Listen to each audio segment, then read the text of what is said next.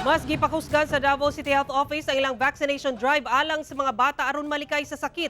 Gani ilan ang gipaduol ang serbisyo ngadto sa mga barangay sa syudad. Ano ang report ni John D. Esteban?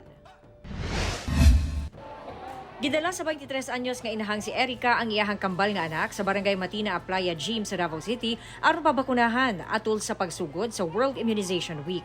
Ang maong aktibidad gilusad sa Davao City Health Office. Si Erica nasayod sa kaimportante sa bakuna. Desisyon na naman magpa-immunize jud kay para lang pod sa ilahang kaayuhan kay syempre kapareha karon nag-breakout ang pertussis so kanang kinahanglan gyud na mabakunahan ang baby jud.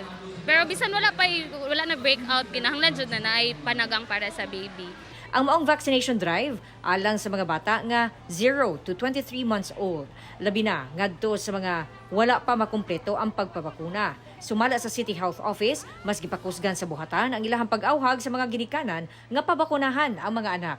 Aron malayo sa vaccine-preventable diseases sama sa polio, tipdas, pertussis, tetanus, pneumonia, hepatitis B ug influenza. Ginapasabot yun na mo sa ilaha kung unsa ka importante ang vaccination for the safety sa ilahang mga kabataan para dili magkasakit.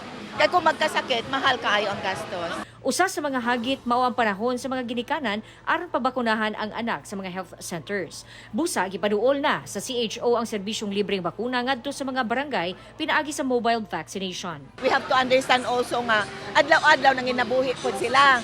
Mo nang usahay at tuon tuktukon ang mga balay kay para mabakunahan ang mga bata at their own house. Pero karon man gud medyo init.